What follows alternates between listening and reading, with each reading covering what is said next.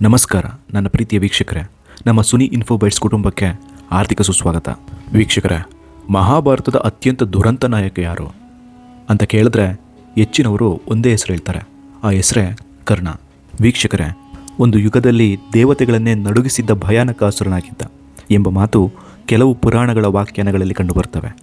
ಹೌದು, ಒಂದು ಜನ್ಮದಲ್ಲಿ ಅಹಂಕಾರದಿಂದ ಮೆರೆಯುತ್ತಿದ್ದ ಅಸುರ, ಮತ್ತೊಂದು ಜನ್ಮದಲ್ಲಿ ದಾನಶೂರ ಕರ್ಣ, ಹಾಗೆ ಒಂದು ಜನ್ಮದಲ್ಲಿ ದೇವತೆಗಳಿಗೆ ಶಾಪವಾದವನು, ಮತ್ತೊಂದು ಜನ್ಮದಲ್ಲಿ ತನ್ನದೇ ವಿಧಿಗೆ ಬಲಿಯಾದವನು. ಈ ಎರಡೂ ಜನ್ಮಗಳ ಹಿಂದೆ ಅಡಗಿರುವ ರಹಸ್ಯವೇ ಇಂದು ನಾವು ತಿಳಿಯಕ್ಕೆ ಹೋಗ್ತಿದ್ದೇವೆ.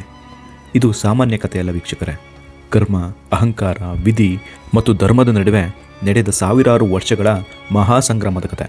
ಹಾಗಿದ್ದರೆ ಬನ್ನಿ, ಅಸುರನಾದಂತಹ ಸಹಸ್ರ ಕವಚನಿಂದ ಕರ್ಣನ ತನಕ ಈ ಅದ್ಭುತ ಪ್ರಯಾಣವನ್ನು ಆರಂಭಿಸೋಣ. ಸೃಷ್ಟಿಯ ಆರಂಭದ ಕಾಲ. ಆಗ ದಂಬೋದ್ಭವ ಎಂಬ ಅಸುರ ಬದುಕುತ್ತಿದ್ದನು. ಅವನ ಆಸೆ ಸಾಮಾನ್ಯವಾಗಿರಲಿಲ್ಲ. ರಾಜನಾಗಬೇಕು ಎಂಬ ಆಸೆಯೂ ಕೂಡ ಇರಲಿಲ್ಲ. ಸ್ವರ್ಗವನ್ನೇ ಗೆಲ್ಲಬೇಕು ಎಂಬ ಕನಸು ಕೂಡ ಇರಲಿಲ್ಲ. ಆದರೆ ವೀಕ್ಷಕರೇ, ಅವನಿಗೆ ಮೂರು ಲೋಕಗಳಲ್ಲಿಯೇ ತನ್ನನ್ನು ಮೀರಿಸುವ ಶಕ್ತಿ ಯಾರಲ್ಲೂ ಇರಬಾರ್ದು ಅಂತ ಅವನಿಗೆ ಅತಿಯಾದ ಮಹತ್ವಾಕಾಂಕ್ಷೆ ಅವನ ಮನಸ್ಸಿನಲ್ಲಿ ಒತ್ತು ಉರಿಯುತ್ತಿರುತ್ತೆ. ಆ ಆಸೆಯೇ ನಿಧಾನವಾಗಿ ಅವನಿಗೆ ಅಹಂಕಾರವಾಗಿ ಬದಲಾಗುತ್ತೆ. ವೀಕ್ಷಕರೇ, ಅವನಿಗೆ ನನ್ನನ್ನು ಯಾರೂ ಕೂಡ ಸೋಲಿಸಬಾರದು, ನನ್ನ ಮುಂದೆ ಯಾರೂ ಕೂಡ ತಲೆ ಎತ್ತಬಾರದು, ನನ್ನ ಮಾತೆ ಅಂತಿಮವಾಗಿರಬೇಕು. ಇದಕ್ಕಾಗಿ ಅವನು ಸೂರ್ಯದೇವನನ್ನು ತೃಪ್ತಿಪಡಿಸಲು ನಿರ್ಧಾರ ಮಾಡ್ತಾನೆ. ಆ ಕ್ಷಣದಿಂದ ಆರಂಭವಾಗುತ್ತೆ ಇತಿಹಾಸದಲ್ಲೇ ಅತ್ಯಂತ ಕಠಿಣ ತಪಸ್ಸು. ಸುಮಾರು ಸಾವಿರಾರು ವರ್ಷಗಳ ಕಾಲ ಆಹಾರವಿಲ್ಲ, ನೀರಿಲ್ಲ, ನಿದ್ರೆ ಇಲ್ಲ, ಕೇವಲ ಸೂರ್ಯ ದೇವರ ಧ್ಯಾನ. ಹೀಗೆ ಅವನ ಕಠಿಣ ತಪಸ್ಸು ದಿನದಿಂದ ದಿನಕ್ಕೆ ತುಂಬ ದೊಡ್ಡದಾಗುತ್ತಾ ಹೋಗುತ್ತದೆ. ಕೊನೆಗೆ ಅವನ ಭಕ್ತಿಗೆ ಮನಸೋತ ಸೂರ್ಯದೇವರು ಪ್ರತ್ಯಕ್ಷರಾಗ್ತಾರೆ. ಅವರ ದಿವ್ಯ ಪ್ರಕಾಶದಿಂದ ಸಕಲ ದಿಕ್ಕುಗಳು ಕೂಡ ಬೆಳಕಾಗ್ತವೆ. ಸೂರ್ಯದೇವನು ಹೇಳ್ತಾರೆ, ದಂಬೋದ್ಭವ, ನಿನ್ನ ತಪಸ್ಸನ್ನು ನಾನು ಸಂತುಷ್ಟಗೊಳಿಸಿದ್ದೇನೆ. ಕೇಳು, ನಿನಗೆ ಯಾವ ವರ ಬೇಕು ಅಂತ. ಪ್ರಭು, ನನ್ನ ಕೋರಿಕೆ ಏನಂದರೆ ಈ ಜಗತ್ತಿನಲ್ಲಿ ಯಾರೂ ಕೂಡ ನನ್ನನ್ನು ಸೋಲಿಸಬಾರದು. ಅಂತಹ ಒಂದು ಶಕ್ತಿ ನನ್ನ ದೇಹಕ್ಕೆ ಲಭಿಸಬೇಕು ಅಂತ ಕೇಳ್ತಾನೆ. ಸೂರ್ಯದೇವನು ಆ ಕೋರಿಕೆಯಿಂದ ಕ್ಷಣಕಾಲ ಮೌನವಾಗ್ತಾರೆ. ನಂತರ ಒಂದು ಅಪರೂಪದ ವರವನ್ನು ಅವನಿಗೆ ನೀಡ್ತಾರೆ. ಅವನಿಗೆ ಯಾವುದೇ ಅಸ್ತ್ರ ಕೂಡ ಭೇದಿಸಲಾಗದ 1,000 ದಿವ್ಯ ಕವಚಗಳನ್ನು ಕೊಡ್ತಾರೆ.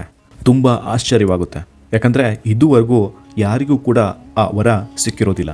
ಯಾಕಂದರೆ ಆ ಒಂದೇ ಒಂದು ಕವಚವನ್ನು ಒಡೆಯೋಕ್ಕೆ ಆ ಒಡೆಯುವಂಥ ಯೋಧ ಮೊದಲು 1000 ವರ್ಷಗಳ ಕಾಲ ತಪಸ್ಸು ಮಾಡಬೇಕಾಗಿತ್ತು. ಆಗ ಮಾತ್ರ ಆ ಕವಚವನ್ನು ಅವನ ಕೈಯಲ್ಲಿ ಗೆಲ್ಲೋಕ್ಕಾಗ್ತಿತ್ತು.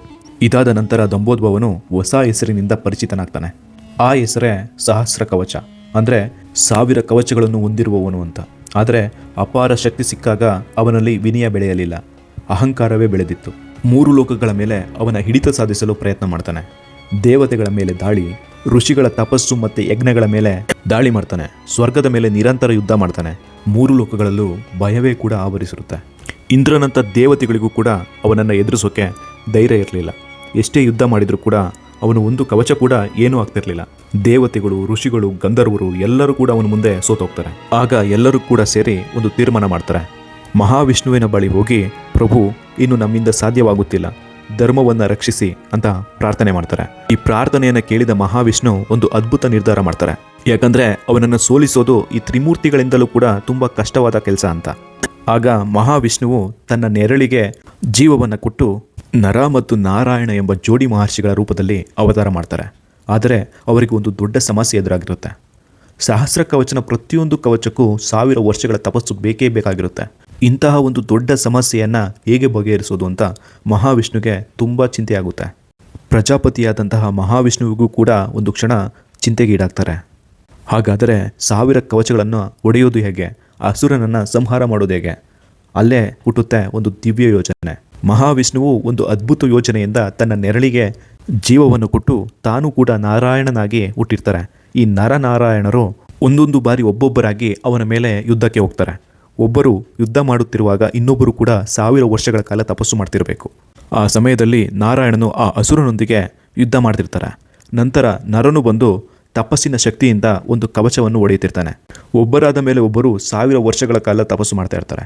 ಈ 1000 ಕವಚಗಳನ್ನು ಹೊಡೆಯೋಕ್ಕೆ ಲಕ್ಷಾಂತರ ವರ್ಷಗಳ ಕಾಲ ಈ ಮಹಾ ಸಂಗ್ರಾಮ ಮುಂದುವರಿಯುತ್ತೆ. ಕಾಲ ಬದಲಾಗುತ್ತಿರುತ್ತೆ, ಯುಗಗಳು ಬದಲಾಗುತ್ತಿರ್ತವೆ. ಆದರೆ ಈ ಯುದ್ಧ ಮಾತ್ರ ನಿಲ್ಲಲಿಲ್ಲ.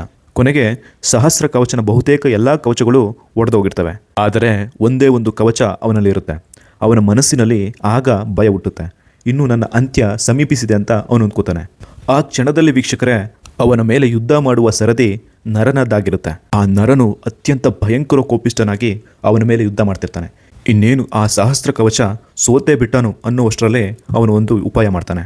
ಅವನು ಆ ತಕ್ಷಣವೇ ಸೂರ್ಯನ ಮೊರೆ ಹೋಗ್ತಾನೆ. ಸೂರ್ಯನಲ್ಲಿ ತನ್ನ ಪ್ರಾಣ ಭಿಕ್ಷೆಯನ್ನು ಕೇಳ್ತಾನೆ. ಹೇ ಪ್ರಭು, ನೀನೇ ನನಗೆ ವರವನ್ನಿಟ್ಟಿದ್ದೀಯಾ, ನೀನೇ ನನ್ನನ್ನು ಕಾಪಾಡಬೇಕು ಅಂತ ತುಂಬ ಗೋಗರೆದು ಕೋರ್ಕೋತಾನೆ. ಆ ಸಮಯದಲ್ಲಿ ನರನು ಕೂಡ ಅವನ ಹಿಂಬಾಲಿಸಿ ಅವನನ್ನು ಸಾಯಿಸಲೇಬೇಕು ಅಂತ ಬಂದಿರ್ತಾನೆ. ಆ ಕ್ಷಣದಲ್ಲಿ ಸೂರ್ಯದೇವ ಯಾರು ನನ್ನಲ್ಲಿ ಪ್ರಾಣ ಭಿಕ್ಷೆಯನ್ನು ಕೇಳ್ಕೊಂಡು ಬಂದಿದ್ದಾರೋ ಅವನನ್ನು ನಾನು ಕೊಲ್ಲಲು ಬಿಡುವುದಿಲ್ಲ ಅಂತ ಪ್ರತಿಜ್ಞೆ ಮಾಡ್ತಾರೆ. ಆ ಸಮಯದಲ್ಲಿ ತಪಸ್ಸಿನಲ್ಲಿದ್ದ ನಾರಾಯಣನು ಕೂಡ ಬಂದು ಹೇಳ್ತಾರೆ, ಸೂರ್ಯದೇವ, ನೀನು ಇವನಿಗೆ ಅತ್ಯುನ್ನತವಾದ ವರವನ್ನು ಕೊಟ್ಟು ಈ ಪ್ರಪಂಚಕ್ಕೆ ಇವನು ಕಂಟಕವಾಗಿದ್ದ. ಈಗ ಕೊನೆಗಾಲದಲ್ಲಿ ನಿನ್ನ ಆಶ್ರಯವನ್ನು ಬಯಸಿ ಬಂದಿದ್ದಾನೆ. ಅವನನ್ನು ಕೊಲ್ಲಬೇಕಾದ ಸರದಿ ನರನದ್ದು. ಈ ನರನು ಯಾರ ಮಾತು ಕೇಳುವುದಿಲ್ಲ, ಅವನಿಗೆ ಯಾವುದೇ ಧರ್ಮವಿಲ್ಲ. ಏಕೆಂದರೆ ಇವನು ನನ್ನ ಛಾಯೆಯಾಗಿದ್ದಾನೆ. ಛಾಯೆ ಅಂದರೆ ವೀಕ್ಷಕರೇ ನಾರಾಯಣನ ನೆರಳು. ಆ ನೆರಳಿಗೆ ಜೀವದ ಅಂಶವನ್ನು ಕೊಟ್ಟು ನಾರಾಯಣನು ಈ ಸಹಸ್ರ ಕವಚಿಯನ್ನು ಸಂಹಾರ ಮಾಡೋಕ್ಕೆ ಬಂದಿರ್ತಾರೆ. ಏಕೆಂದರೆ ಅವನ ಒಂದು ಕವಚದ ಶಕ್ತಿ ಒಬ್ಬ ವ್ಯಕ್ತಿ ಅವನನ್ನು ಗೆಲ್ಲಬೇಕಂದ್ರೆ 1,000 ವರ್ಷ ತಪಸ್ಸಿನಲ್ಲಿ ಲೀನನಾಗಿರಬೇಕು.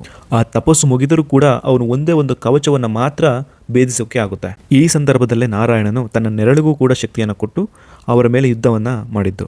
ಕೊನೆಯ ಒಂದು ಕವಚಕ್ಕೋಸ್ಕರ ಆತ ಸೂರ್ಯನ ಮೊರೆ ಹೋಗ್ತಾನೆ. ಇಲ್ಲಿ ವೀಕ್ಷಕರೇ ಸೂರ್ಯನು ಅವನನ್ನು ನಾರಾಯಣನಿಂದ ಉಳಿಸಿ ಮತ್ತೆ ನಾರಾಯಣನಿಗೆ ವಚನ ಕೊಡ್ತಾರೆ. ಏನಂದರೆ ಮುಂದಿನ ದ್ವಾಪರ ಯುಗದಲ್ಲಿ ಈತ ಕರ್ಣನಾಗಿ ಬರ್ತಾನೆ.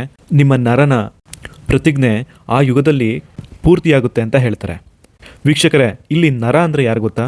ದ್ವಾಪರ ಯುಗದಲ್ಲಿ ಅಂದರೆ ಕುರುಕ್ಷೇತ್ರದಲ್ಲಿ ಅರ್ಜುನನೇ ಕೂಡ ನರನಾಗಿರ್ತಾನೆ, ನಾರಾಯಣನೇ ಕೃಷ್ಣನಾಗಿರ್ತಾರೆ. ಇಬ್ಬರು ಕೂಡ ಸೇರಿ ಆ ಕರ್ಣನನ್ನು ಸಂಹಾರ ಮಾಡ್ತಾರೆ. ಕೆಲವು ಪುರಾಣಗಳ ವ್ಯಾಖ್ಯಾನಗಳ ಪ್ರಕಾರ ಉಳಿದ ಕರ್ಮವನ್ನು ಅನುಭವಿಸಲು ಅದೇ ಆತ್ಮ ಮತ್ತೊಮ್ಮೆ ಭೂಮಿಯಲ್ಲಿ ಜನ್ಮ ತಾಳುತ್ತೆ. ಆ ಜನ್ಮವೇ ಕರ್ಣನಾಗಿರ್ತಾನೆ.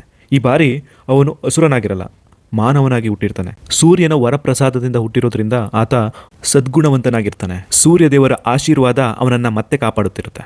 ಆದರೆ ಆ ಜನ್ಮದಲ್ಲಿ ಅವನ ಪರೀಕ್ಷೆ ಯುದ್ಧವಲ್ಲ, ಅಪಮಾನ. ತಾನು ಯಾರು ಎಂಬುದು ಸತ್ಯ ಅವನಿಗೆ ಗೊತ್ತೇ ಇರಲ್ಲ. ತನ್ನ ಪ್ರತಿಭೆಗೆ ಗೌರವವಿಲ್ಲ, ಜನ್ಮದ ಕಾರಣಕ್ಕೆ ಅವಮಾನ, ಪ್ರತಿಯೊಂದು ಹೆಜ್ಜೆಗೂ ನೋವು. ಆದರೂ ಕೂಡ ಕರ್ಣ ಎಂದಿಗೂ ಕೂಡ ಅವನ ಸೋಲನ್ನು ಒಪ್ಪೋದಿಲ್ಲ. ದುರ್ಯೋಧನನ ಸ್ನೇಹ ಅವನಿಗೆ ಗೌರವ ನೀಡುತ್ತೆ, ಆದರೆ ಅದೇ ಸ್ನೇಹ ಅವನನ್ನು ಧರ್ಮ ಮತ್ತು ಅಧರ್ಮದ ನಡುವೆ ಸಿಲುಕಿಸುತ್ತೆ. ಹೀಗೆ ನರನ ಅವತಾರನಾಗಿದ್ದ ಅರ್ಜುನ ಧರ್ಮದ ಪರವಾಗಿ ನಿಂತಿರ್ತಾನೆ. ಹೀಗಾಗಿ ಯುಗಗಳ ಹಿಂದೆ ಆರಂಭವಾದ ಯುದ್ಧ ಕುರುಕ್ಷೇತ್ರದಲ್ಲಿ ಮತ್ತೆ ಎದುರು ಬರುತ್ತೆ. ವಿಧಿಯ ಚಕ್ರ ತನ್ನ ಪೂರ್ಣ ವೃತ್ತವನ್ನು ಮುಗಿಸಲು ಸಿದ್ಧವಾಗಿರುತ್ತೆ. ಆದರೆ ಅದಕ್ಕೂ ಮೊದಲು ನಡೆದ ಒಂದು ಘಟನೆ ಕರ್ಣನ ಮಹತ್ವವನ್ನು ಜಗತ್ತಿಗೆ ತೋರಿಸುತ್ತೆ. ಇಂದ್ರನು ಬ್ರಾಹ್ಮಣ ವೇಷದಲ್ಲಿ ಬಂದು ನಿನ್ನ ಕವಚ ಕುಂಡಲಗಳನ್ನು ದಾನವಾಗಿ ಕೊಡು ಅಂತ ಕೇಳಿದಾಗ ಆ ಕ್ಷಣದಲ್ಲಿ ಕರ್ಣನಿಗೆ ಎಲ್ಲ ಕೂಡ ಅರ್ಥ ಆಗುತ್ತೆ. ಇದನ್ನು ಕೊಟ್ಟರೆ ನನ್ನ ಜೀವವೇ ಅಪಾಯಕ್ಕೆ ಸಿಲುಕುತ್ತದೆ ಅಂತ ಅವನಿಗೆ ಗೊತ್ತಿರುತ್ತೆ. ಆದರೂ ಕೂಡ ದಾನಕ್ಕಿಂತ ದೊಡ್ಡ ದಾನ ಯಾವುದೂ ಇಲ್ಲ, ನಾನು ಅಧರ್ಮದ ಪರವಾಗಿ ನಿಂತಿದ್ದೀನಿ ಅಂತ ಆಗಲೇ ಅವನಿಗೆ ಮನವರಿಕೆ ಆಗಿರುತ್ತೆ. ತನ್ನ ದೇಹಕ್ಕೆ ಅಂಟಿಕೊಂಡಿದ್ದ ಕವಚ ಮತ್ತು ಕುಂಡಲಗಳನ್ನು ಸ್ವತಃ ತಾನೇ ಕತ್ತರಿಸಿ ದಾನ ಮಾಡ್ತಾನೆ. ಅವನ ದೇಹದಿಂದ ಹರಿಯುತ್ತಿದ್ದ ರಕ್ತ ಅವನ ಧರ್ಮವನ್ನು ಸಹಿಸಿಕೊಳ್ತು. ಆದರೆ ಅವನ ಮುಖದಲ್ಲಿ ಪಶ್ಚಾತ್ತಾಪನೇ ಇರಲಿಲ್ಲ. ಇದೇ ಕಾರಣಕ್ಕೆ ಇಂದಿಗೂ ಜಗತ್ತು ಅವನನ್ನು ದಾನಶೂರ ಕರ್ಣ ಅಂತ ಸ್ಮರಿಸ್ತಾರೆ. ಕೊನೆಗೆ ಕುರುಕ್ಷೇತ್ರದ ಯುದ್ಧದಲ್ಲಿ ವಿಧಿಯೇ ಬರೆದ ಕ್ಷಣ ಬರುತ್ತೆ. ಅರ್ಜುನನ ಬಾಣ ಕರ್ಣನ ಜೀವಕ್ಕೆ ಅಂತ್ಯ ಹಾಡುತ್ತೆ. ಕೆಲವು ಪುರಾಣಗಳ ಪ್ರಕಾರ ಸಹಸ್ರ ಕವಚನಿಂದ ಆರಂಭವಾದ ಕರ್ಮದ ಚಕ್ರ ಅಲ್ಲಿಯೇ ಪೂರ್ಣಗೊಳ್ಳುತ್ತೆ. ಆದರೆ ಒಂದು ವಿಷಯವನ್ನು ನಾವು ಮರಿಬಾರ್ದು ವೀಕ್ಷಕರೇ, ಸಹಸ್ರ ಕವಚನೇ ಕರ್ಣನಾಗಿ ಜನಿಸಿದನು ಅಂತ ಎಲ್ಲ ಪುರಾಣಗಳು ಕೂಡ ಒಪ್ಪುವುದಿಲ್ಲ. ಈ ಕತೆ ಮುಖ್ಯವಾಗಿ ಕೆಲವು ಪುರಾಣಗಳು, ವ್ಯಾಖ್ಯಾನಗಳು ಮತ್ತು ನಂತರದ ಸಂಪ್ರದಾಯಗಳಲ್ಲಿ ಮಾತ್ರ ಉಲ್ಲೇಖವಾಗಿದೆ. ಆದರೂ ಕೂಡ ಈ ಕತೆ ನಮಗೆ ಒಂದು ಅಮೂಲ್ಯ ಸಂದೇಶವನ್ನು ನೀಡುತ್ತೆ. ಅಹಂಕಾರ ಅನ್ನೋದು ಎಷ್ಟೇ ದೊಡ್ಡದಾದರೂ ಅದು ಶಾಶ್ವತ ಅಲ್ಲ. ನಾವು ಮಾಡಿದ ಪಾಪಗಳಿಗೆ ನಾವು ಹುಟ್ಟಿದ ಪುನರ್ಜನ್ಮದಲ್ಲೇ ಆಗಲಿ ಅಥವಾ ಯುಗಗಳಲ್ಲೇ ಆಗಲಿ ಆ ಪಾಪವನ್ನು ನಾವೇ ಪೂರ್ಣಗೊಳಿಸಬೇಕು. ಮತ್ತು ನಮ್ಮ ಕರ್ಮದ ನ್ಯಾಯದಿಂದ ಯಾರೂ ಕೂಡ ತಪ್ಪಿಸ್ಕೊಳ್ಳೋಕ್ಕೆ ಸಾಧ್ಯ ಇಲ್ಲ. ಸ್ನೇಹಿತರೆ, ಕರ್ಣನ ಬಗ್ಗೆ ನಿಮಗೆ ಏನನ್ನಿಸುತ್ತೆ ಅಂತ ನಿಮ್ಮ ಅಭಿಪ್ರಾಯವನ್ನು ಕಾಮೆಂಟ್ನಲ್ಲಿ ತಿಳಿಸಿ. ಇಂತಹ ಅಪರೂಪದ ಪೌರಾಣಿಕ ಕಥೆಗಳನ್ನು ಮತ್ತು ಮಹಾಭಾರತ ರಹಸ್ಯಗಳನ್ನು ತಿಳಿದುಕೊಳ್ಳಲು ನನ್ನ ಸುನಿ ಇನ್ಫೋಬೈಟ್ ಚಾನಲನ್ನು ಸಬ್ಸ್ಕ್ರೈಬ್ ಮಾಡಿ. ಧನ್ಯವಾದಗಳು.